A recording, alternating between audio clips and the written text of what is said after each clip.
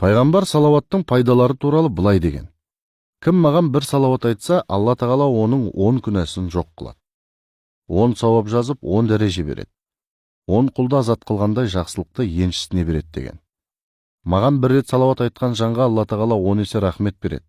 10 рет айтқан адамға 100 есе рахым қылады. 100 рет салауат айтқан кісінің екі көзіне нұр беріп, бұл адамға жаһаннам оты арам деп жазып қояды.